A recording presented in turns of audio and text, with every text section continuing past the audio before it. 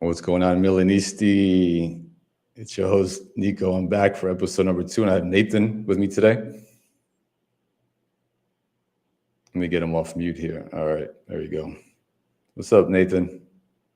How's it going? How much, man? How you been? I've been good. Disappointed by the Euros in this summer transfer market, but we're still here. Yeah, we're gonna get into that stuff for sure today on today's show. So today, Milanista, we're gonna get into a few different things today. We're gonna talk about the Fonseca press conference, especially the defensive topics that he brought up that he was asked about. Then when you get into the Thiaw versus Gabbia debate, because there's been a lot of talk about Thiaw being the better defender and a lot of shade thrown towards Gabbia's way, which is totally insane, in my opinion. And then we're going to get into the summer Mercado rumors, most about, you know, which defenders we could have signed, which defenders we're looking to sign. All right. Let's see. Nathan just dropped down. All right. There he is. You're back. You're good on your end? Yes, got a spam call the second the podcast starts, of course. Okay. Yeah, that's always fun. That's always fun. All right. So first things first. When you get into the Fonseca talk here, fellas. All right. So let's bring it up Fonseca's press conference here and kind of go over what he said. So you didn't get a chance to look at it, right? No, I just saw that video of him trying to show Chukwueze what to do. Oh yeah, he's talking about the training session where you're showing Chukwueze how to use his arm to extend and defend. Keep the ball away from the defender. All right, so here we go. Let's get this screen on the road. No, that's not what I wanted. Hold on, fellas. That's not what I wanted. Apologies. Here, let's get the right one up. Screen share.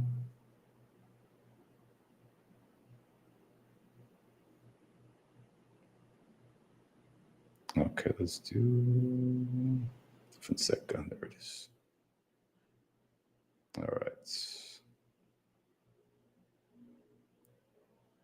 So this is from Semper Milan. They translated Fonseca's press conference, a question that he was asked. So let's get past all this other stuff. We know about his aspirations towards winning a Scudetto, the attack at number 9, what he expects from Leao. Don't care about that too much. We're going to focus on the defensive questions. So he was asked more fundamentally, the arrival defender or number 9. How do you improve defensive performance? So this is Fonseca's answer. I studied the team. I don't want to make comparisons with the past. I have to look at what I have to learn. One of the things we have to improve to win is to be a more balanced team. True. I studied defensive issues we have to improve. This is related to the way we defend. Now, this is where he gets into a little bit more of it. What can I say is that I want to be more aggressive, a more aggressive team that defends further up the goal. I will work to improve this phase. We have good defenders, and I don't think it's an individual problem. We have to improve collectively. Our priority is a striker at the moment. So, looking at this, Nathan, what are your thoughts? Because I have some concerns about that particular answer. So everything sounded fine, being more aggressive, blah blah blah. And then he said he wanted to defend further from our goal. Well, there's multiple problems with this. One, the strikers that they want are not used to that.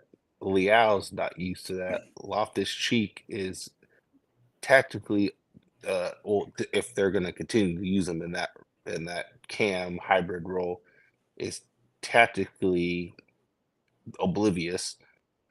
So that's a lot of work to do. Um, Honestly, I think we need to focus more on defending in the midfield before we start pressing because our team is awful. Well, it's also pressing up it's high. it's a fitness issue too. So I brought this up on my last pod, on the first episode of the show. Yeah. And the biggest thing is, so when you're looking to press up the pitch all the time, there's a couple issues. First is, can all your players commit? Because you as the defense, it's about individual. It's like an individual desire to defend, right? You got to want to Yep. defend. Either you want to defend or you don't. Liao doesn't show that from Kate. He's been lazy. I know we like to keep him up further up the pitch to hit him on the counter, but he doesn't defend when needed, which is a big issue. So in order for a full press, like Fonseca is talking about, pressing, either zonal pressing or man-to-man press or a combination of both, right? Yeah. I'm not sure which way he's going to go. You need every person on the pitch, even the goalkeeper to communicate as well. You need all 11 players working together collectively, knowing when to press, knowing the triggers when to press. And if somebody's a second too late to pressing their man, it fucks up everything up completely. Not even That's that. number Not one. even just that. Don't forget about the if we're doing a double pivot, Reindeers and Adley or Benacer, these guys aren't the quickest of players. So No, committing they to don't the have the press engine for that. No, they don't. Yeah, Fofana does, but if we sign him, that's a big if. We don't even know if we're getting him. That's just something it's further down the line. But as currently the way the roster currently looks, we don't have the players for that. And the other thing I wanted to bring up, a lot of teams, really good setup teams that are tactically set up right, have really good managers like Conte, Inzaghi, Gasperini, that knows the press. I mean, he's the master of pressing, right? We've seen that this season. Yeah, so Nathan just dropped. He's got some technical issues on his end. Let's try to get him back on the show. There he is. Just did that. What's up? Sorry, we just lost power. Oh, damn. Last week. Yeah, luckily, so if anybody doesn't know that we got hit with a hurricane on last week down here in the Caribbean in Mexico. It was a Category 2. Yeah, for us. For me, it was like Hey, Nathan, you drop off and try to come back on. Your audio is bad right now.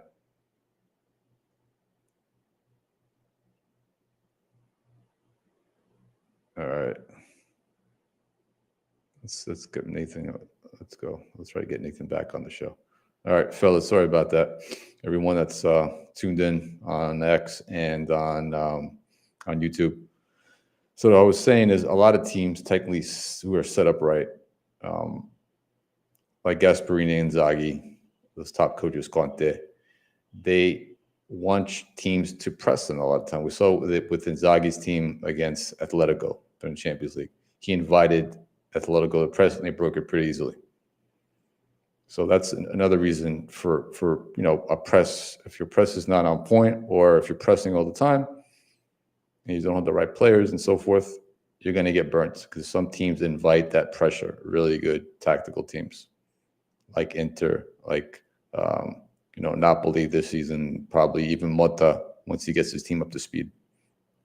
That's just domestically. We're not even talking about Champions League, right? When we're going to play, teams like maybe Atletico and teams like that, Borussia Dortmund, that are really set up really well tactically as well. And the other one is, you also want to mix it up as well, not just press all the time. You want to do a high block, you want to press up the pitch. Okay. Ethan, talk to me.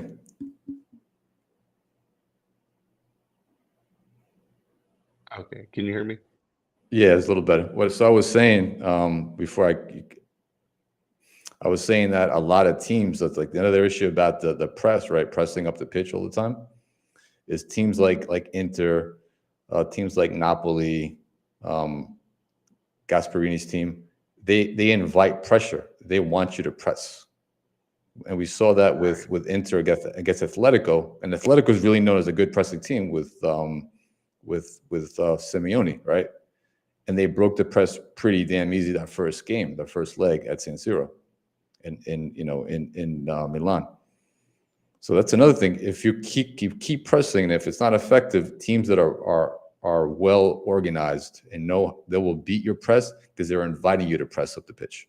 They're going to do things like drop a midfielder in the back line so that draws another defender up the pitch, further down towards the other goal, and they use that against you. And that's the other thing is you want to change things up a little bit too. Change it up between a high press and a mid block, right? Depending on your opponent.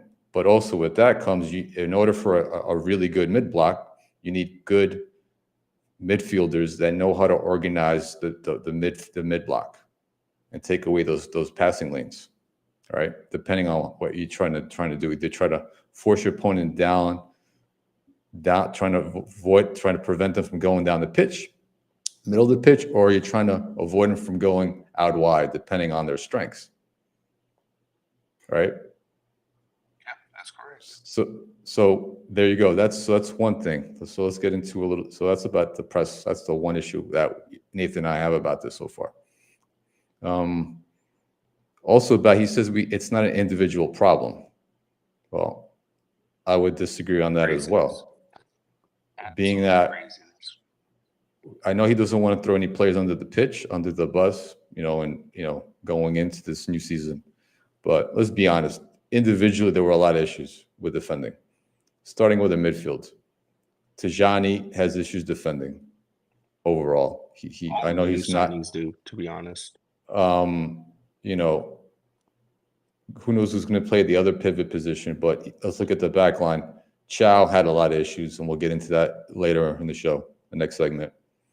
He made a lot of mental mistakes. Tomori made a lot of mistakes too, not as much as Thiaw.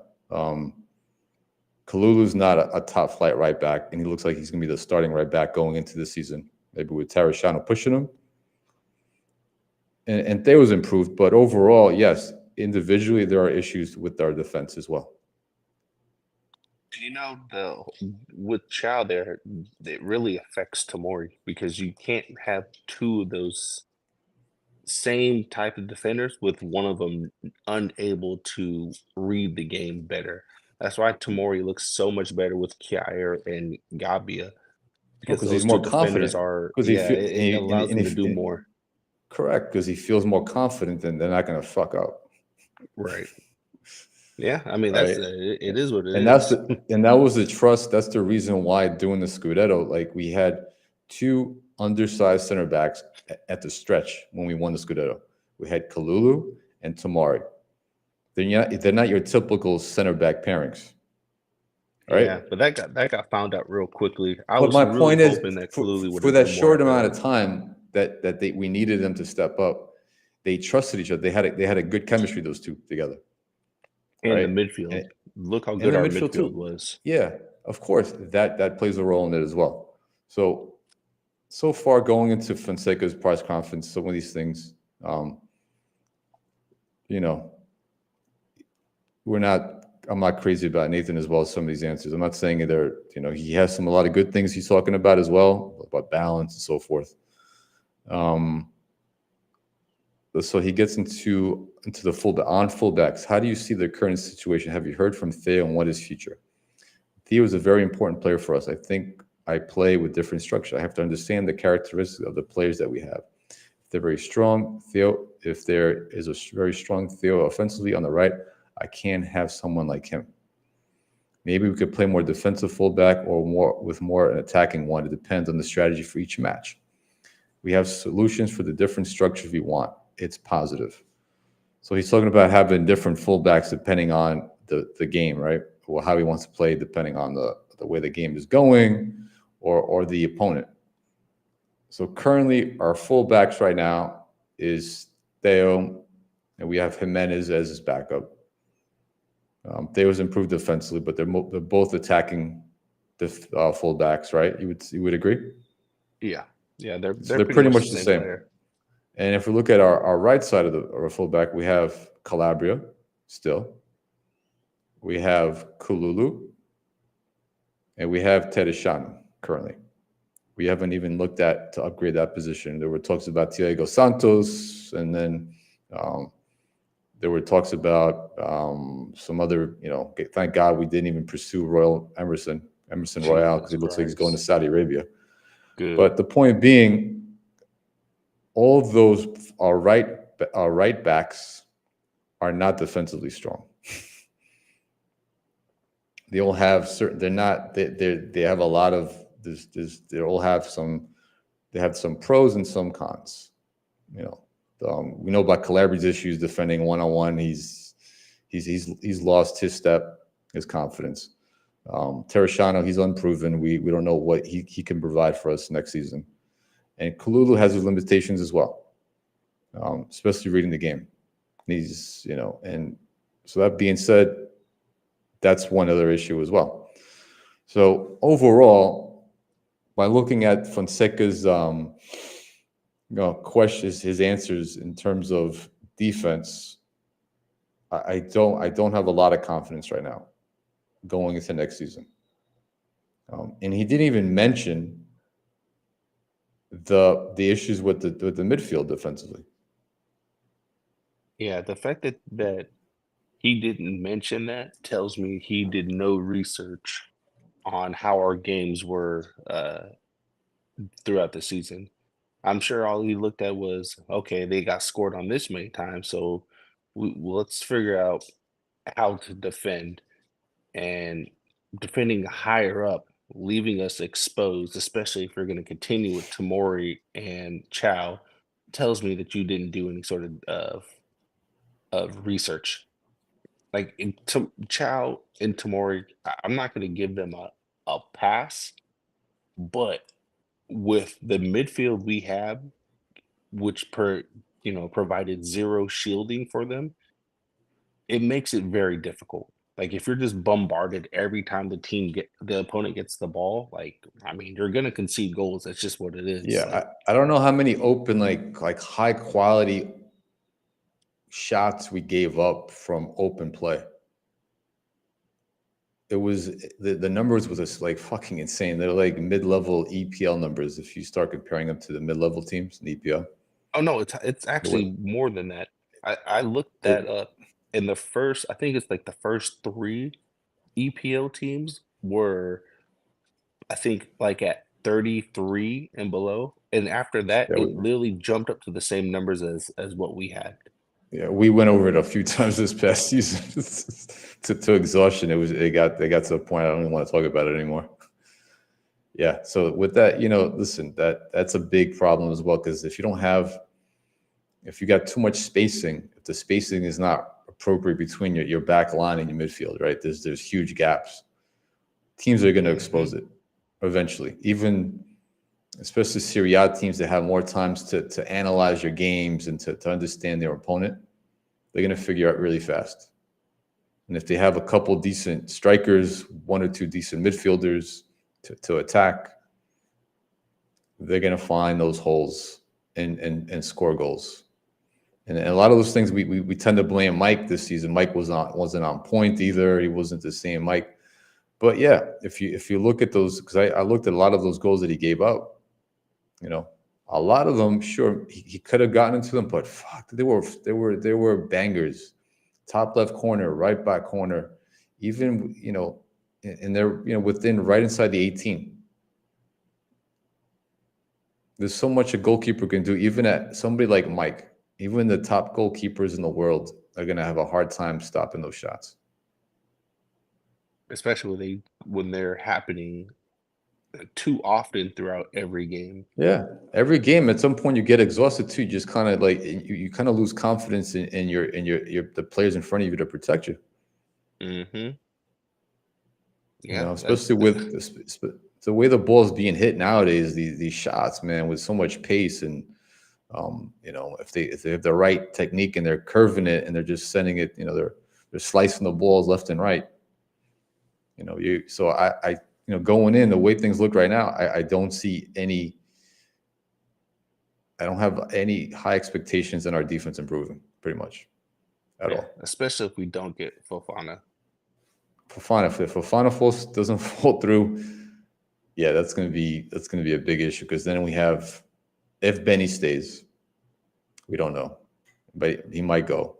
and he's injured. He's injured. You know, he's an injury away from being out for an extended time again, like last season. Then you have Musa, who's not ready to fill that spot. He's got the pace. He's got the engine, but he's not tactically smart to play that position. He's played that position way too many times, and you need somebody who's experienced to play that position too, and he doesn't have that experience. Ali's not there either. He's not a CDM. He you know, we all know he pretty much lied to Pioli to play that position because he wanted to get on the pitch. And that leaves you with who? Not much, unless you're promoting the younger kids. And then Reindeers. Don't forget Reindeers. Oh, Reindeer. Okay, Reindeer is more of an attacking player, sure. But then it leaves you with two. With Benny being out or not being in all the time, that you have another exposed midfield again going into next season. Yeah. And not in a big and not a big improvement in the back line. So that's why I said Ella 2 needs to be. I don't know if he's back from injury or not. I know he was injured quite a bit last year, I think, or he had a big injury. I can't remember which one it was, but he was out for a good minute. If he's healthy, promote him. Even with that, Nathan, and we said it before plenty of times. He deserves to be promoted, but with I'm a big believer in this personally. All right, you need somebody to mentor you. So say he's promoted to the senior team. Who's gonna take him under his wing and teach him the game? No, we don't have any players like that. That's what I'm saying. So even Maldini, because I'm gonna go back to, because this is the use case that I always go back to. Maldini didn't become the player he wouldn't have became the player that he was not for Baresi and those other veterans that were there at the time when he came up. If he didn't have those other defenders, especially Baresi, who really took him under his wing, he would have been a very good defender, but he wouldn't have been what Maldini became. All right, and I'm sure there's other cases like that all over football. So if this kid might have all the talent in the world. He might be the next great CDM that we have for Milan. But if he doesn't have somebody to take him under his wing, teach him the little intricacies of the game, how to read the game, how to, little tricks, right, that are taught. All right, and that's what happens when you have cheap owners. And teach him like how to deal with pressure in high pressure games when you're playing in a derby against Inter, and the game is 1-1 in the 90th minute. How should you change the way you play? How do you approach the game? Or in a Champions League game in the second leg, things like that. If you don't have something like that, you're fucked. You might as well and that's the thing is, well, like teams like Chelsea does. They just buy players, right? They don't have a plan. They're spending a shit ton of money, right? but they're buying all this talent, right, from Brazil, and they're spending a shit ton of money, but they have no direction. Because who's taking these kids under the wing? Nobody. It's just a bunch of you're just purchasing players just to collect them. And that's what it seems with us sometimes. Like you just buying players without a real sense of the project. What kind of team you want to build? Well, I think that for the owners it doesn't matter, because at least Chelsea's buying top young talent because they want to win at some point. We're not.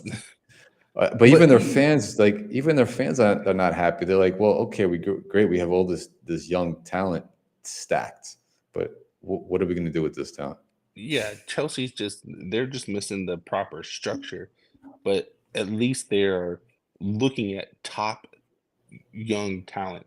We're just randomly getting people, and we're lowballing their offers too, right? And lowballing the hell out of them. Every single player that we're have cheap owners, and that includes Elliott as well too. Elliott was a lot better than Redbird, but Elliott didn't want to put the money down to keep Kessie or Hakan or Donnarumma. Like, if you want to be a top club and your ambition is to win, and you're a serious owner at a big club, you keep these guys unless they put in a transfer request themselves. And that's how you know these owners are not here to win. This is just a financial scheme for them. Agreed. All right, let's get to the next segment. Let's get into Thiaw versus Gabbia. All right. So if you don't know, if people haven't followed X, I'm trying to get away from it little by little, but it's becoming a toxic place. But recently, it's been going on for a while, actually. Nathan, a lot of people got these projected lineups for next season. How are we going to set up? And in every single one, Gabbia is left off the list. And a lot of times people defend, they keep coming back. Well, Thiaw's more talented. Gabbia is okay. Based on just pure stats, not even like an eyeball test. Sure, yes. Thiaw has a lot of good physical attributes, right? We've seen that in the first season, right, Nathan?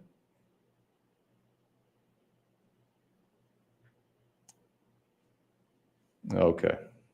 Nathan's busy. All right. And but overall, Gabbia reads the game better. And we're going to get in some stats right now. In a second here, fellas. Hold on. We've got this going on. Share the screen. Get to the next segment.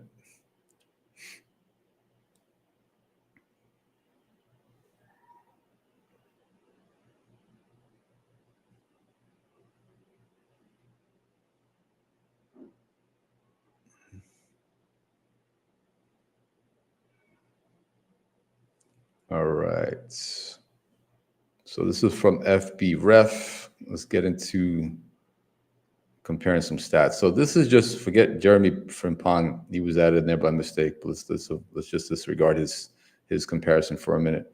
So this is Thiaw's and Gabbia's comparison from last season. As we know, Gabbia was loaned out, so he didn't play a complete season with us. He was at Villarreal for a little bit and came back a completely different player. All right, so let's get into, we don't care about the shooting, passing, pass types. So let's get into pass types because a lot of people like to focus on Thiaw's passing ability and his high percentage rate for players under age of 23 for center backs.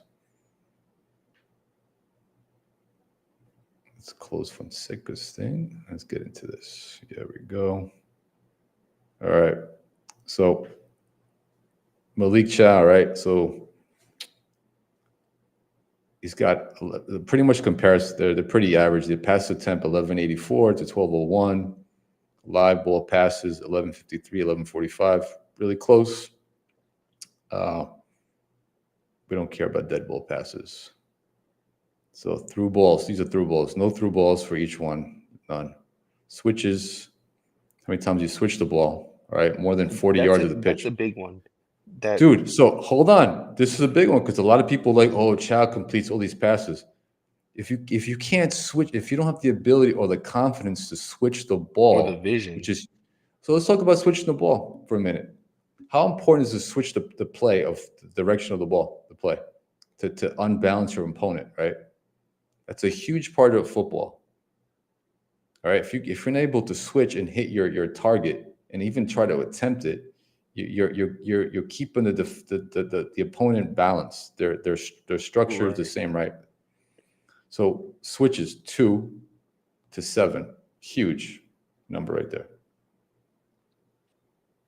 Throw and take in, and not just that, but look how, and we point this out a lot. Whenever Thiaw and Tomori are back there, when we are switching the play of the field, it's done so slowly.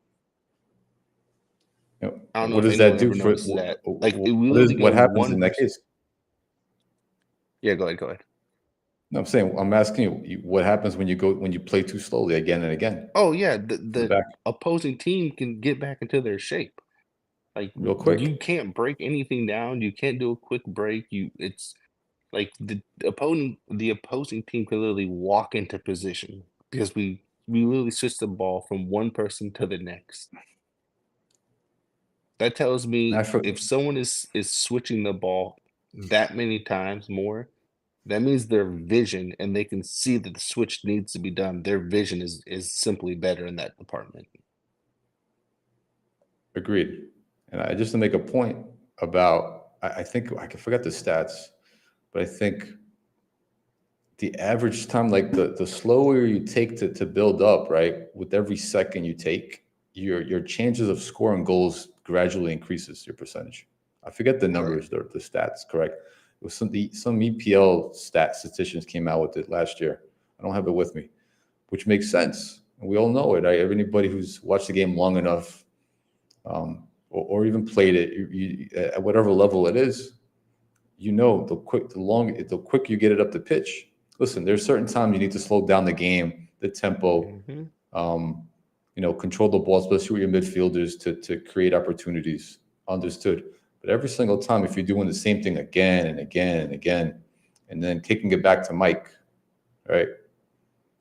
You're resetting. You're the point of the game is to score more goals at the end of the day, and you can't do that. So moving on to some other stats there. So let's look at pass types, defensive actions. So listen, quick little tidbit. These numbers alone do not give you a whole picture. These numbers here, all these stats, which are nice to have. A lot of people about stats nowadays. They only give you a snapshot of a player's abilities at the end of the day. So Malik Thiaw, defensive action. So he played with Milan the whole season. Tackles 37, tackles 17. Defensive third, the tackles in the defensive third 15, tackles in the middle of the pitch 17, and the attacking third 2, because he doesn't go up the pitch a lot. Makes sense. Gabbia played with 2 squads last season, like we said, right? Tackles 39 to 26. All right. So, okay. Well, I'm not going to let the stats speak for themselves, and then we'll get some other things later on. Tackles in the defensive third, 19. Middle, he's more aggressive. Okay, these numbers are slightly the same, so we don't want to give him too much of an edge. Challenges. All right. Tackles, number of dribblers tackled, 12. Numbers of unsuccessful challenges, 25. So he's got a 48% percentage on that. How many numbers of unsuccessful attempts at challenges lost, 13. That's a high number. Gabbia, he's got tackles 23, dribbles challenges 32. He got a 71 percentage, and he's lost only 9 of those challenges he lost. That's a big difference. Huge. Man. So now we're seeing a difference. Over here, they're kind of the same a little bit. Blocks, all right. Blocks is great too. So he's got 23 blocks. Number of times blocking a shot by standing in his path, 13. He blocked the ball, 10 passes he blocked. Gabbia's got 16, 8. Interceptions, 13 to 18. Number of players tackled plus number of interceptions, 47 to 57. And clearances, 55 to 84. Well, this is so the time played as well too. I don't think Gabbia was starting every time when he was correct, and he was at Villarreal. So some of these numbers he was at Villarreal playing with different teammates as well. Right. So that's what I was saying. Like these stats are pretty important, simply because he probably has less game time while having better overall stats. And then like you said, stats don't mean everything. So that's when you take these stats and you watch the games and apply what you've seen in the stats to see if they hold true. Now let's get into more fun stats, and then when you get into some Malik Thiaw errors that some were pretty notable last season. So you see the stats from Footy Stats, Nathan? Yeah, I can see it. All right. Okay, so this is Footy Stats. I just came across their stuff the other day. So let's go down the list. Expected goals, shots taken, passes. So he's got a total passes. He's got a percentage, 90. He's got 95%. But we talked about even before. He's got a high percentage of passes, but the guy can't even switch the game of play. Hit somebody on a switch like a Thiaw or even like one of the midfielders. Key passes 4, crosses 0, minutes per assist 1621. So let's look at, we don't care, dribbles. Dribbles 10, successful dribbles 8, dribble success 80, but he doesn't have a high rate because he doesn't take the ball up the pitch a lot, right? Because that's not his job. Right. But he was depossessed 6 times. So he's not the most confident player on the ball either. Can that change with time? Person too, so yeah, but it can improve on that. We've seen players his size, improve on that. So, yellow cards, defending. Let's get into the more fun stats here. So goals conceded, he was on there 20. 80 minutes per goal conceded 81, clean sheet 7, tackles 32, percentage 71, interception 16, ground duels 154 total, percentage 49, ground duels 179 out of 154. Real quick, that goals conceded, is that goals directly from like a mistake that he made, or I don't know. I think in general while he was on the pitch. Oh, okay, yeah, because it's that more number of a, can be skewed. Or this is more of a collective. It's like when people talk about clean sheets, right? Like Summer had a ton of clean sheets this year, but he wasn't an exceptional keeper. Like he wasn't killing it this year for Inter. It was the fact that he had a really good midfield, strong midfield in front of him, really good shield. Right. So it doesn't make him a better keeper than, say, Mike, just because he had more clean sheets. Yeah, I wish they would have had a stat for like mistakes per goal or something like that. It would be a good stat. I'm sure somebody's out there. So there's a data analyst working on that. So those are his stats. Let's look at Gabbia right now. Yeah, because it's unfortunate with the midfield we have Thiaw, Tomori, Gabbia, Kyer. Yeah, mistakes were made, but if we really look at where these mistakes are really coming from, it's usually because they have to overcommit because the midfield is not tracking somebody or something like that. So they got to get out of position. So, yeah. So let's look at Mr. Matteo Gabbia. All right. So let's get into this. This is from Footy Stats as well. So we want to compare the same stats here. Goals, shots taken, assists. So he's got, 295 passes, successful passes. He's up there. So so when people compare Thiaw, they say Thiaw's he's a good passer. Gabbia's right up there as well. So he's, 89% of his passes completed passes. Key passes 1, crosses 0. Which, you're not expecting too many crosses from your center back. Right. Let's get into the so all right. So goals conceded 10, half. We said that. We said that we conceded a far less when he was there. And we don't even, this is just an eye test. We're not even looking stats. This is something we've seen. We've watched every game this past season. Yeah. Like this was mentioned live multiple times. Ground duels 47, ground duels 130. So he's strong in ground duels, aerial duels. He's as strong in aerial duels as Thiaw. Dribbled past 3 times, clearances 36, shot blocks 2, penalties given away 0. We know for a fact penalties given away, Thiaw's given away 1, as far as we know. All right, let's get into something else too. Besides these stats, something that a lot of us have seen just with our pure eye is the amount of mental mistakes Thiaw has made. I don't want to pick. I know Gabbia has made a couple of mental mistakes. I've noted them throughout the season. I've taken notes. But it didn't kill the game. They didn't kill us, right? It wasn't detrimental to the. There were little mistakes. It happens. Listen, everybody makes mistakes. Even the greatest defenders of the game have gotten burned and made a mistake. It happens. But the amount of times Thiaw has made mistakes that are just like what the fuck? Like, what are you doing? Like, these are mental mistakes. He didn't change it. Like, and this all started during this started during, I think, either not the Inter game when we played PSG in the first round, first leg. when he was 1v1 against, I think, Dembele or one of their wingers or forwards, and he made some mistakes there. That was like his where he started making mental mistakes. Like he started getting the yips, his confidence going down. Then against Inter, we saw what Thuram did to him. All right, he didn't learn his lesson. What I'm trying to say, right?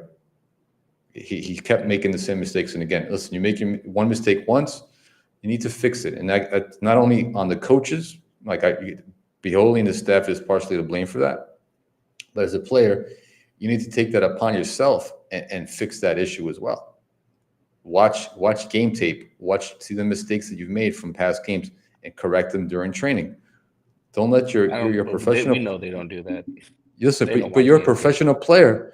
You're a professional player. You need to take it upon yourself. If you're not getting help from your assistant coaches or Pioli or the coaching staff as a whole, I'm sure somebody's mentioning it to you. If they're not, there's no leadership on the field, on the team during those training sessions.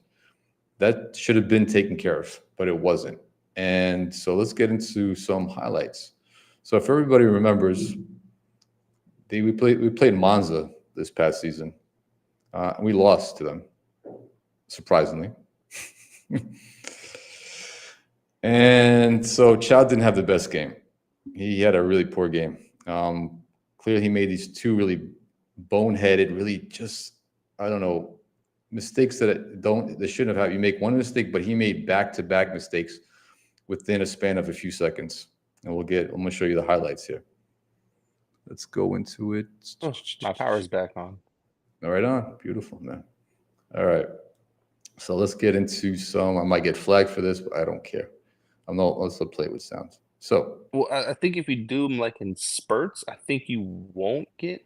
So here we go. So there's a couple ways to get around it. So Thiaw's glorious double foul versus Monza. That's the first one. So let's blow this up for everybody. So first of all, the big problem is you have Gabbia here for support, right? Mm-hmm. There's no need to make that tackle at all. Oh, none. Before you continue, look in the middle of the field and look how many trailing players we have in our midfield. That is why we get scored on so much. So let's go back to this play again. So, all right.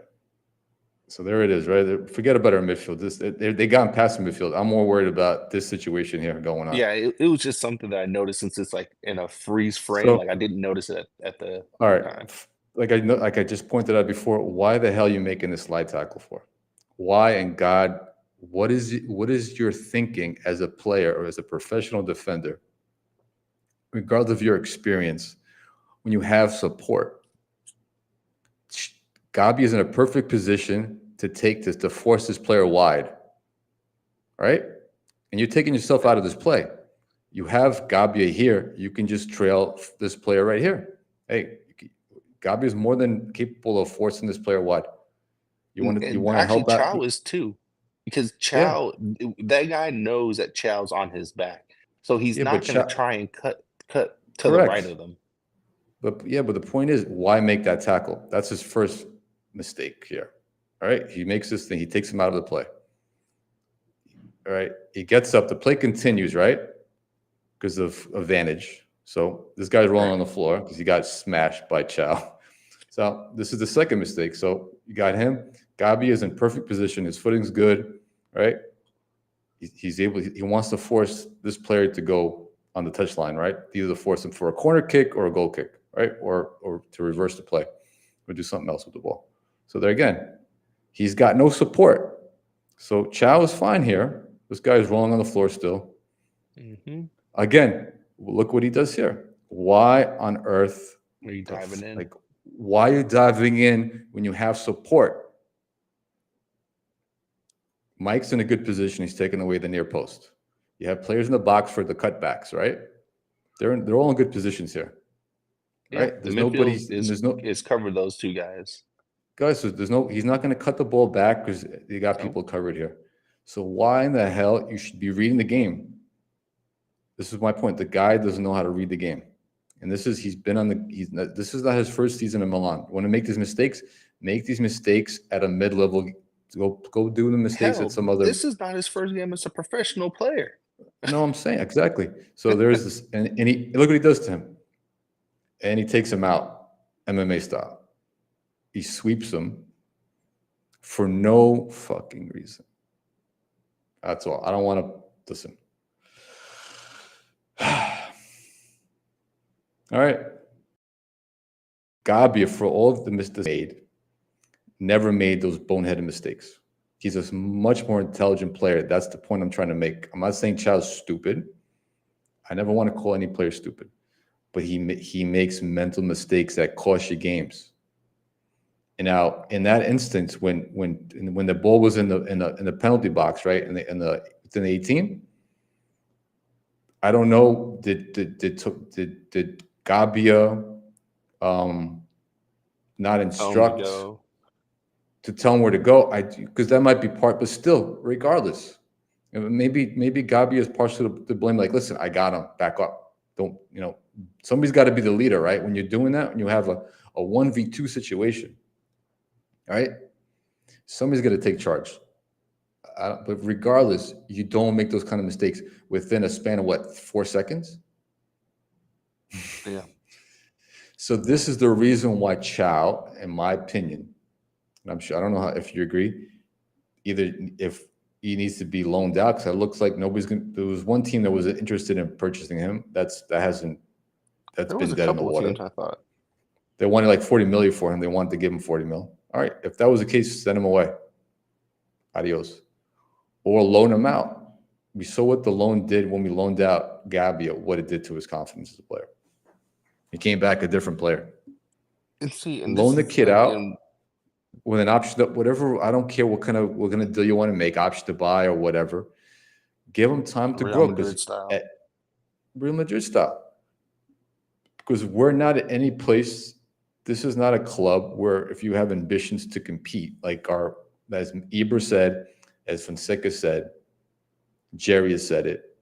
They want to compete. They want to win titles, yada, yada. You can't have these players on your field starting field. For me, after seeing this, Christ, I would never play the kid again. You give him so many opportunities, sure, and he made a ton of mistakes, but those 2 mistakes were just, I don't even know what to say. I looked at it, I was like, what is this kid doing? Like this shouldn't be happening at this level. You want to make those mistakes, make the mistakes at another club. And you shouldn't be even starting on the pitch. So looking at stats, they're very comparable. The big stat, we saw that Gabbia is more confident with the switches, can be able to break the lines, which is super important. All right. Thiaw hasn't shown that ability yet. And 2 is the mental makeup of the player. Gabbia leads that charge as well. And I don't want to pick on Thiaw. I don't want to pick it, but these are just facts. At the end of the day, I mean, it's just like any other occupation, Like if you're not doing the right things, luckily in soccer, you lose your football, job. you get sent to the bench. You get sent to the bench. If they stop, either you lose your job, either you lose your job, or they give you less responsibilities. Yeah.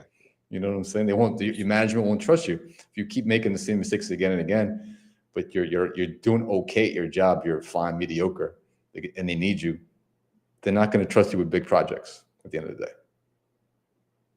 And look at when the few times he played, look how confident he looked. Yeah, he was able to break the press, break the line with dribbling, with taking the ball up the pitch. Shows confidence. And I don't know, his contract hasn't been extended yet. No, it hasn't. Either because in my mind, and I don't want, my speculation is that he believes in himself that he should be at least like a 3rd option off the bench, or a 2nd option, or the 1st option off the bench, I should say. Well, Nicko, we talked about this. Yeah, and he's seen it. Other places they play. And he wants to go somewhere where he can play. Why wouldn't you? If you're 18 and you think and you know you can do it, you can play with the You've shown that you protein. can do it. You've shown it. And and why would you not want to leave? I would want to leave if I was him, regardless of the badge and not the badge. It's more about, hey, listen, I got my time's ticking. I got to make. It's not about making money. It's about, I want to. Yeah. So And I don't know. That's what I said. We got to see how Fonseca truly treats the Primavera, because we have players in there that are better than our first team players. And they'll push them. And the good thing is they'll push them if they're given a chance to go and train with these guys and show what they have. Two things are going to happen. One, they're going to gain confidence as players, right? Right. Which is huge for a young player. Two, they're going to push the senior players. All right. Iron sharpens iron, as they say. All right. And then three, you have these kids that know what it means to be a Milanisti. Mm-hmm. Right? Knows what it means to wear that badge. And know the system. And also you if you're talking about finances, you're getting them, you're saving cash too. At the same time. Which is, obviously it's an important fact. Better player. And you're getting a better player. But we'll see. I don't see what happens. Is really tactical. So, I mean, you're really better off getting players who are already here. Like, I know we're getting they're looking at that Serbian kid. I can't remember his name. Yeah, we're going to get to him in a second. So the next segment actually is about where are the defensive signings. Right on time. So right on time. So let's get into Scalvini. I know he's hurt. So we had a chance to get Scalvini, actually, if people remember clearly. So this is an article. Let me pull up the article here. All right.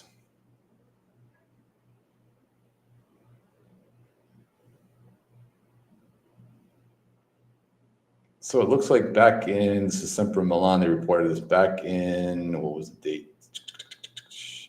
This is April. So this is way before he got hurt, because people are not using that excuse of his ACL and he's banged up, and that's why we didn't purchase him, which is bullshit. We had a chance we were interested in getting him. Scalvini, he's 20-something years old? Yeah. 21? 21, something like that. One of the most talented defenders in the world. Showed it. He could play as a DM when he played against Bayern Leverkusen. And you see what he did to them, right, Nathan? Yeah. You see the game, and this kid at that age, what he did on the big stage, shut down their midfield completely. Yeah. Now also the pressing as well, but Scalvini was a big part, and he played out of position. We had a chance to get him within a trade using the CDK in the negotiations to sign a center back. And for whatever reason, it broke down. We decided to give CDK away for what? Practically free to a rival club. And why? That's the first one. So we had a chance at Scalvini to get him at a good price. Now he's way out of, we're never going to get a chance he's worth over 45 mil at this point. Say bye to Scalvini forever. Yeah. All right. And let's get into, so that's the first one. Borgiorno. We had a chance at Borgiorno. All right. Correct? That didn't happen because we thought he was too expensive. Since December, we were chasing him. And he's going to Napoli for around 35 million euros, which is like 38 mil. Good price. Yeah, listen, I know people are going to say these are overpriced players, but if you want a center back or a good, really good center back or a player overall, you got to spend the money. Especially somebody like at that age, at a good age, mid-20s, early 20s, who knows the league, knows how to defend, and it can be your starting center back for the next 10 years. If you choose. Look at the English center backs. Look how much they're going for, and they don't even have a third of the talent. Not even Spanish and Portuguese defenders as well too. So Borgiorno, Done. Let's get into Coyote. Coyote was, we even make an offer. We even reach out to Fiorentina, attempt to say, hey, is he available? As a matter of fact, if I'm not mistaken, there were some EPL teams offering 15 mil for him, for Coyote, a position that we really needed to fill too. Like a good successor to Calabria. Like we spent the money on Terracciano, and then I mean Terracciano isn't, as far as I remember, I can't remember if he was on the youth national teams or not, but we know Coyote is killing it right now. We know he's going to be the next Italian right back, and people have been calling for Spalletti to make sure the next people called up is Udogie and Coyote. Because no one's saying Terracciano. Right, no. So everyone knows this.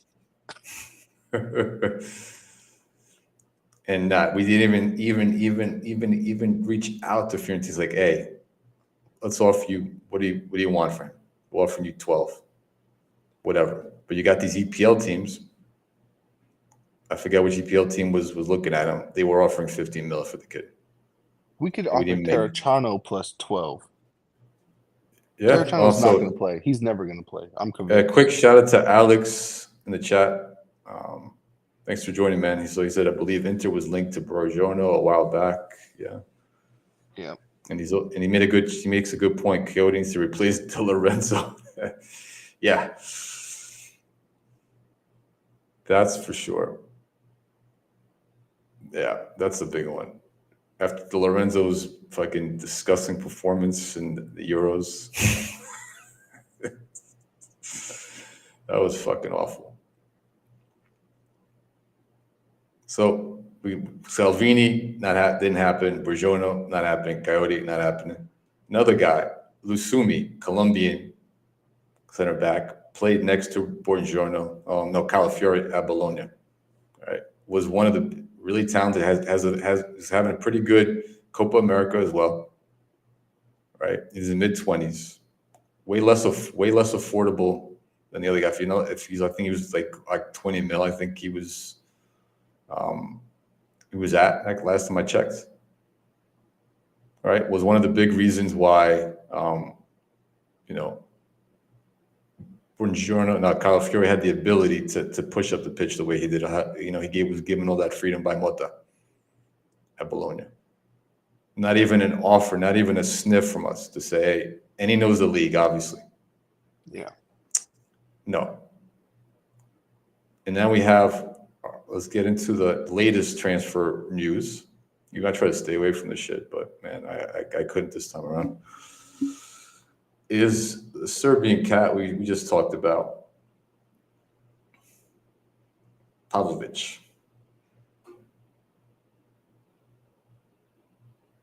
I don't know much about him, to be honest. Like, what club are we getting him from? Red Bull Salzburg. He's in Red Bull. Oh, in Austria. Okay. No, I think is it Germany. I think let's just take a look. Oh, is it? Okay, yeah, because he's Red Bull Salzburg. Red Bull Salzburg. Yeah. Okay. So, okay. Good club. They're known for good defensive philosophy, right? Principles. Red Bull Salzburg. That whole system. Okay, but this is my problem. We have so many, like you pointed out, the Colombian kid. We have so many Serie A talents. Yeah. Like, why are we going out, man? So now even Pavlovic, he's having a good Euros. He's strong. He's got a good physical attributes, right? I haven't seen too much of him. But with that being said, even him, we're lowballing him. Last time I checked, which is insane. So currently, but also listen, we also Chelsea and Newcastle, according to Semper Milan. This is from today, so this is pretty recent. According to Caught Offside, it is Chelsea and Newcastle United that are pushing to try to sign Pavlovic. So now we got two EPL teams with an unlimited fucking money, cash flows. Yeah. That are willing. They'll if we come in with the shitty offer of 12, 15, they're going to come in with 20, and it's a wrap. They'll probably just spend. They'll probably just pay him outright. The 30. What does he? We has asked for 30 million. That's a drop in the bucket, man. They're So just gonna pay them and be done with we it. offered. So check it out. We offered 20. where is it? We offered 20. They were asking for 30, and our management, with all the positive finances that we have, offered 20. Not even like you're talking about. So listen, okay, so they were asking for 30. So how the hell are you going to sit there and tell me that a player that knows the league is not worth it, is overpriced? Right. But then a guy who doesn't know the league is going to take time to adjust. You're going to sit there and tell me that this is too much too now, 30 mil, if we end up getting him, or we end up paying 28. But that's not the case because you, like I said, Chelsea and Newcastle. Chelsea, we all know Chelsea spends like nothing. They'll sign a check for 30 tomorrow. Exactly. That's what I said. That's a So, done thing. So with that being said, again, Nathan, we got the way it looks right now. We have no prospects coming in for center back. Nothing. So we're currently looking at going into next season with Tamari, who, depending on his mood, he could be either really a good player or average. Thiaw, we already spoke about Thiaw's his issues. Gabbia and Kalulu, possibly as a center back. That's our center back depth. Which Fonseca's trying to move him back out to his original position at right back. Okay, so you take him out, so that leaves you with 3 center backs.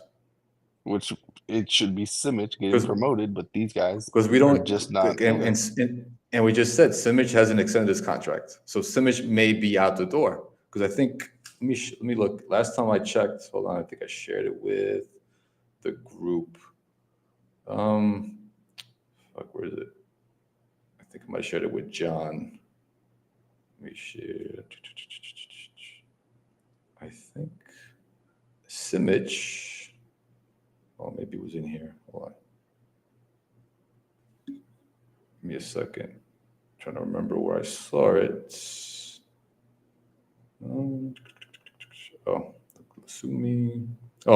So according to the transfer market, Torino's interested in getting him. There's a 75% chance, and with the it looks like that percentage is going up. That Torino's looking to get him. According to the transfer market, this is from July 8th, which makes sense because they just lost Borgiorno. Right. That's a perfect, and you're getting another young, talented center back who knows the league. Doesn't know the league, but he's was developed by Milan all these years. Could show he can play at the pro level, and you're going to get him at what? He's worth 5, and he's not in contract with us right now. They haven't extended the contract. So they're going to get him at a bargain. Torino's smart. If they end up taking Simic because they need that to fill that position, right? Mm-hmm.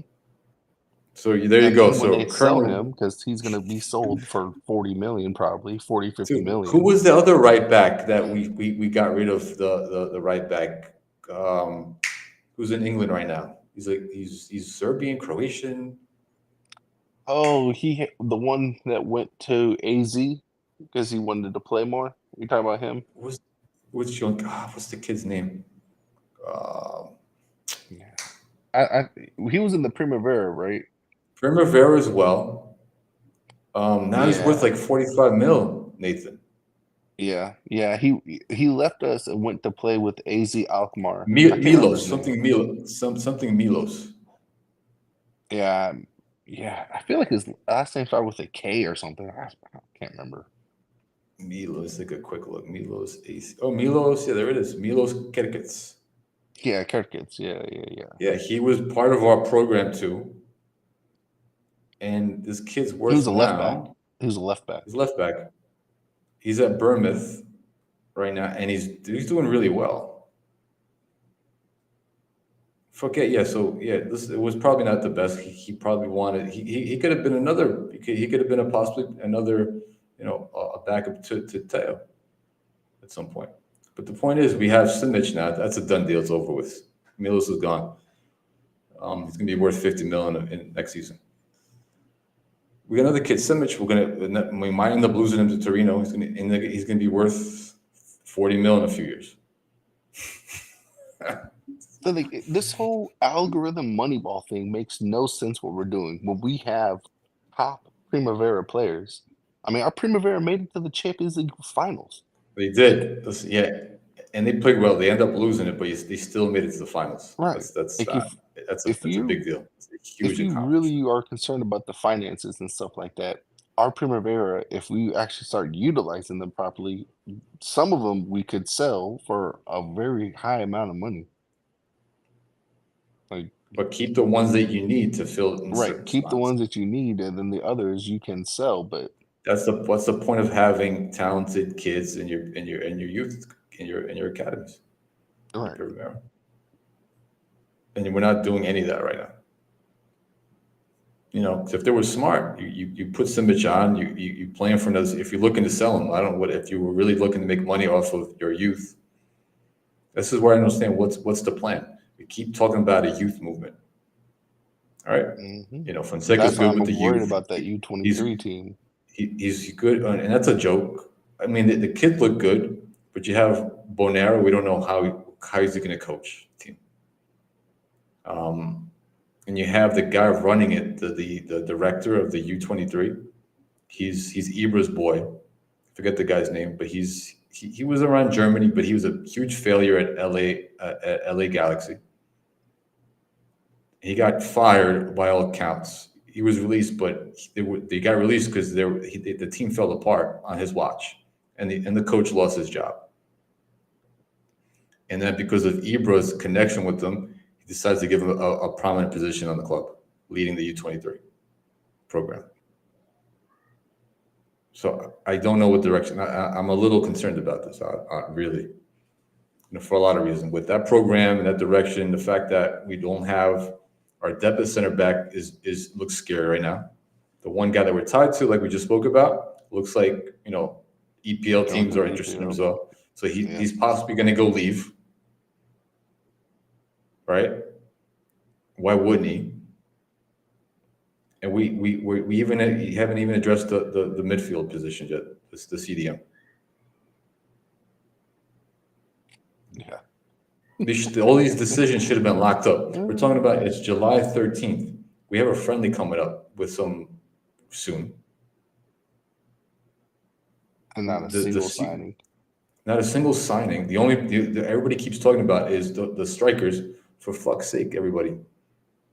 Strikers, our scoring was not an issue. Yes, we need to fill the strike position. We get it. Giroud, we lost Giroud. But we're replacing with more 30-year-old strikers. Exactly. Yes, Xerxes was not the answer. Because not just because of his price, because of the profile of the player. He's not a prolific. He's a false nine. Let's get that straight. Right. He doesn't play. He drops back. Yes, he drops back, and he's creative. If you wanted to sign him, we could have signed a true forward to pair him up with. So all this talk, glad we didn't. We wasted time with him as well. Everybody's, we're trying to transition. Say, well, it didn't matter. We didn't get him. He wasn't worth it anyway. But it's at the point we wasted months trying to get him. Yep, lots of and time. And now we're months of time trying to negotiate, knowing that with the agent fees, we didn't know about the fees. So it's bullshit. And now we're scrambling to pick up scraps. Meanwhile, we have Colombo, who just he's in training session. Care. I don't. He's been training with the first team, according to the pictures that I've seen. But we don't know. Colombo can score, but if you don't give him the time of day, it's just like with Gabbia. We know Gabbia is a fantastic defender, but if you don't give him the time of day. So Nate, Alex makes good points. Yeah, like we just said, Milani's a traditional 9 if you have the ballistic. Very true. But say if we keep Colombo on you're talking about we're gonna say if we end up signing Morata and sign either Fulkrug from Borussia Dortmund or Abraham. So you're gonna ask this kid who to be the third option off the bench. If you keep him, how is he gonna learn? How is he gonna and then what? So where's this youth program? He should have been our first option. Yeah. Like at some point, you have to get a younger striker, and and we know Colombo can score. Especially like we spoke about, if you're going to be if Fonseca is going to instill these high pressing philosophy, these principles, and press You press need a higher up the pitch. young person with legs. Yeah, legs, because over the course of the seasons they're going to get injuries. People are going to get nicks. They're going to get hurt. You can't keep up that pace for the full season. And the other reasons we just spoke about earlier on today's show. And you're talking about you want to get 30 more, 2 extra. I don't know how old Abraham is. How old is he? Maybe like 27. 27. Okay. All right. And you're asking, and you're trying to get Morata. So I have no idea where this club is trying to go. I'm fucking perplexed. I'm just fucking confused this side. Like it's so crazy. Like that's what I'm saying. Like maybe Colombo will stay. Fonseca says he gives youth a chance. I'm gonna hold him to his word, man. I better see it. See it, but we're talking about playing. If they add these 2 other signings that they're talking about, either the Fulkrug, Abraham, or Morata, whatever 2 they decide to sign, if it happens. Yeah, Abraham's not clinical. Yeah, he's just a big. Osimhen's more clinical for that size, by the way, for Napoli. Yeah. Any day of the week, that'd be a great signing, but that's not going to happen. Nah, I wouldn't even dream about it. That's a fucking pipe dream. Yeah, Colombo might not even get a chance to play, to get significant minutes. And you're going to try to get minutes for Camarda too, if you can. So how are you going to fit all this? I don't know. It's a lot to ask. Yeah, that's what I was saying. Colombo should be the number 1. He should be the number 1 at this point. But at least give him the chance. Well, let's see, but that's the problems we talk about in the chat all the time. The youth players don't get a chance to play until they're 21, 22 years old. So their development is garbage. It's literal garbage. Maybe the U23 team will work out, but man, I just don't see them doing this properly. Me neither. And that's I think a lot of fans feel that way. There's where the fan base is split. You got people that will keep finding an excuse to think that management is doing the right thing and believe they have the right intentions for the club. But and let's not talk about one last thing. Where we have the way we're currently we're going to be looking to go into next season. We have 0 Italian players. Where's the identity? So it's not about just adding pieces, right? Or just getting players or spending money. But it's also building an identity on a club. Mm-hmm. Like if I want to watch the EPL, I'll go watch Manchester City. They have red and black jerseys as well. Yeah, exactly. Like I'm not saying we should be. You need a base of Italian players. I'm not saying everybody should be Italian, or you should buy Italian players just for the sake of it. Because I know some people are going to try to, flip the script what I just said and say, oh, he's a nationalist, and I'm not even Italian, but he only wants Italian players regardless if they're good or not. No, that's not the point. But like we just talked about, there was plenty of good Italian players that we could have signed, and we fucked up for whatever reason. We decided to bypass them. And we're targeting these players that it looks like they're going to go, to the EPL clubs, and we're going to be stuck with only 3 center backs going to next season. Yeah, and a lackluster and a very thin midfield. Yeah. I mean, So we have three. We have the U17, the U19 are world champs, or European champs, and then the U20 got second place in the World Cup.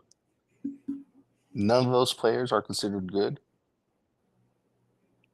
Like, we're going for players who are around the same age that did not do half as no, well. But because they're Italian, they cannot be just as good or worth the same amount of money. Like, this and we narrative is talked. just ridiculous. It's bullshit. It's getting really tiring, to be honest. You know, we know there's people within our circle of contacts that are okay with that. We have to have a quota. Like, I can't remember what the quota is for homegrown players, but I mean, if we get rid of, because I'm sure Pobega is going to be leaving. I highly doubt Colombo's staying.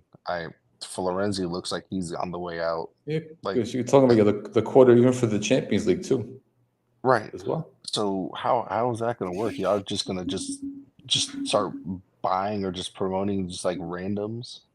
He's going to Like, just that's not how promote you do players, it. and he's just going to promote players just to have them on the bench, just to sit there and look, just to scratch their balls on the bench.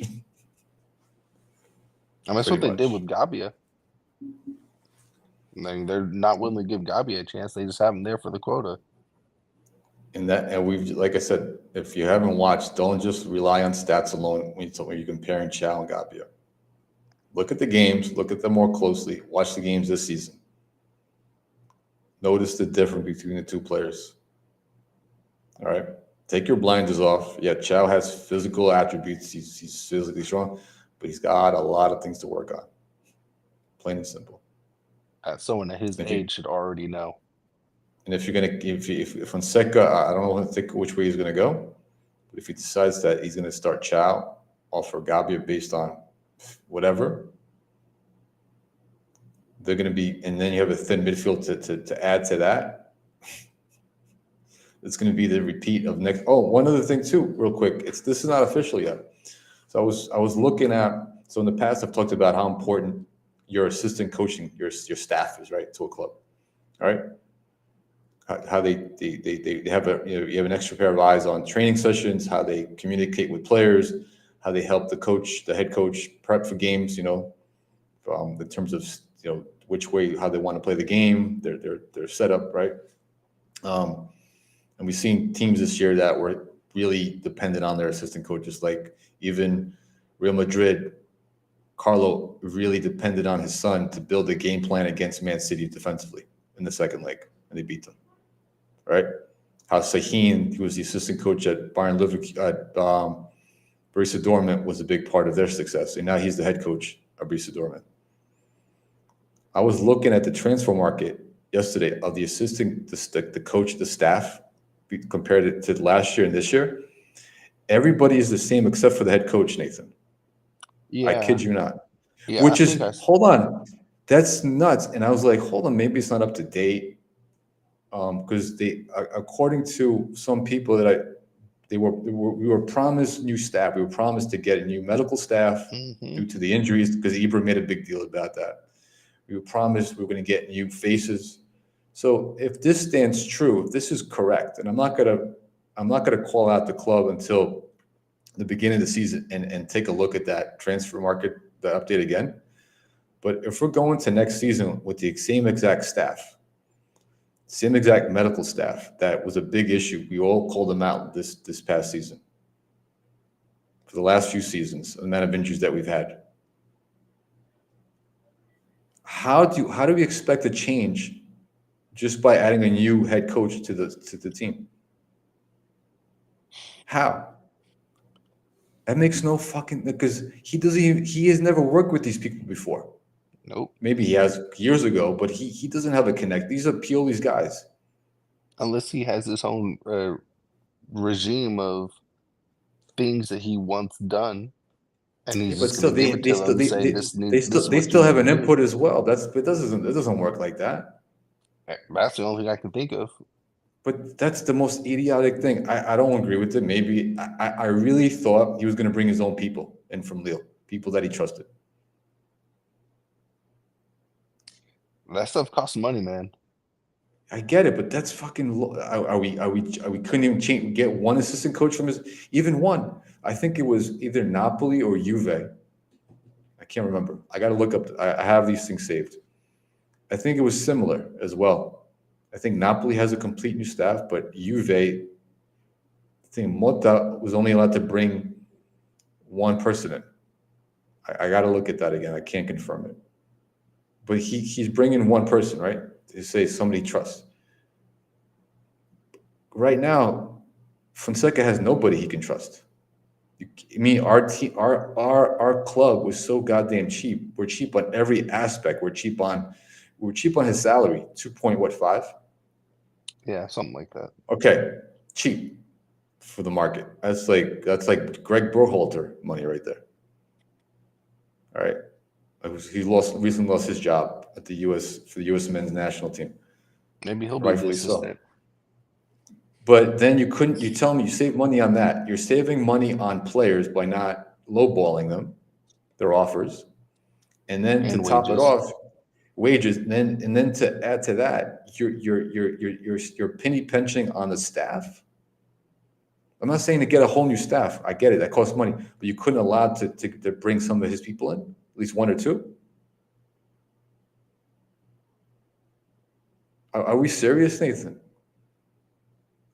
This is a sports club. This if I don't want to get into funny, but this is you want to win, you want to compete, you got to do things, you got to spend a little bit of money. But at least in some okay, there we go. It's obvious if you're keeping the same staff, the same medical staff, there's been an issue, the same assistant coaches. Now allowing him to bring one person, you're giving out, you're offering this really low, offers for these players that you need. Missing out on important players like we just spoke about for fucking obvious for different reasons. How are you going to sit there with a straight face and a press conference and tell all the fans we're here to win, we're here to compete? Because a lot of these fans are just... We're not stupid. Maybe some fans are. I don't know. Apparently, there's a lot of morons in our fan. There are. Well, there's millions of Milan fans. Not everybody. They have their own thoughts. I get it. I understand. But at the end of the day, look at the straight facts. Look what's happening. Look what we just spoke about. And see how the season. Look, I don't want this team to fail. We're going to close down in a minute. I don't want this team to fail. But Fonseca is set up to fail. That's obvious. Of course, he took the offer. What coach that was coaching at, Ukraine, whatever, wouldn't want a job at AC Milan? Mm-hmm. He would have taken $1 million if they offered him $1 million. Be like, fuck, I'm leaving tomorrow. I'll get on the first plane to Milan. So he's set up to fail, and I feel bad for the guy because if they go they lose the first 10 games and they get smoked by Inter, which they probably will. I don't see him competing. We'll probably tell by the first or second game of the season. I'll give him the first couple of games. I'll give him that much. But after the 6th, 7th game, that's when you start getting a feel for what he's trying to do. And then what's going to happen? They save money. We end up firing the guy, right? And then what? And then we're scrambling to find a coach mid-season. Well, they can't fire him because who are you going to hire? Everyone's taken now. Exactly. Unless you go back to Pioli, everyone else is taken. No, Pioli's not going anywhere. God, imagine that. That's like a U.S. move. That's what the U.S. Who else is available? You would have to give it to the assistant coach as a stopgap. That's the only natural, choice that makes sense. But we'll see. We will see. Yeah, Alex, so Redbird puppets. Yeah, exactly. They're all puppets. Ibra's a puppet, in my opinion. He's there for. In the other group chat, Roy sent us a screenshot of the people who are on Milan's actual payroll, and Zlatan isn't there. Zlatan is a pure Redbird employee. Yeah, he did. It's true. He said it on his when Ibra had that press conference a few weeks ago. He said, "I'm a Redbird employee." Yeah, that's like So his connection with Milan is literally zero. No, zero. So he has no ties to the club. He took that position for. He's a businessman. He's looking to expand his portfolio and after retirement from football. I get that, but to sit there and tell me he cares about the club, no. Yeah, in terms of finance, these guys are, they seem pretty good in the financial department, but which is what Zlatan cares about. Zlatan's done with football. He's done with football. But as a former competitor, listen, even you played with these players. He was there with a lot of these players that's still on the team. You telling me that I can't believe that he doesn't have some kind of connection with them emotionally and say, "God, I want you guys to win." And then what's the deal with this whole practicing behind closed doors thing? Well, a lot of teams do that. Honestly, I mean, we'll give it another thought. No, so when I went to Greece 2 summers ago, 2 or 3, shit, I wanted to watch a pro team train. It was during the season, yeah. It was in August, so they were still playing. And I asked my dad. My dad had a connection with some guy in his neighborhood. He has a connection to one of the pro clubs, either Ike or Panathinaikos, not Olympiacos. He's like, nah. He's like, I can't even get there. That's interesting. So yeah, because last year they were open, right? Was it ever open? Yeah, it was open. You're right. It was never disclosed behind closed doors. It was open. It was open because when I went to Milan after that, I was looking to catch to find a way to their training facility to watch some of their training sessions. I never got a chance to. Yeah, I don't know. I couldn't tell you that's probably something that Fonseca likes to do. I'm guessing he's the one that put that in place, which is fine. I can carry the way as long as you're doing the right stuff, man. Listen, I don't want our team to get embarrassed, but I want the line to stop, and I want them to give these younger kids a chance. That's all. That's my expectations for this year. To sit there and tell me we expect this team to compete, and we're thinking we're going to be top 4. I don't think top 4 is going to be a stretch. The way it looks at right now, the way we're built. Conte's coming for blood with his team. The way he's talking, he's looking to improve himself with that team. The Gasparini's team is replace Kim with Buongiorno. Yeah. Napoli's making move. Inter. They're the favorites to win next season for sure. Heavy favorites. Inter, Juve. Yes. Juve, we'll see what Juve does. Some people think that Motta might be a big failure. I have no idea. I don't know. But Atalanta. They just, of course. Listen, we saw what they did this past season, and they got most of their players back together, and they were able to keep Scalvini too. By the way, we just said right. They're coming for blood. And you still got Roma. We gotta see what Roma's doing. We'll see what Roma does too. They haven't made any signings yet. But either way, just our club alone, I don't know, man. I don't know, but let's wrap this up. All right, everybody, thanks for tuning in. Alex, thanks for the comments in the chat. Everybody tuned in on X. Come over to our YouTube channel and subscribe, show your support for the channel.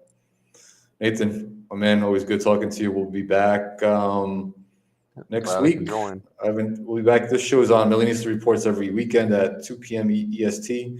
And then we're going to be doing a live panel show. Once we get all our signings in place, we're doing a big panel show. We'll probably get Roy on and a few other people to give our report card on the team. Expect It might get ugly. It's going to get ugly. Hey, FYI, if everything that we just talked about actually happens, we don't improve the team defensively.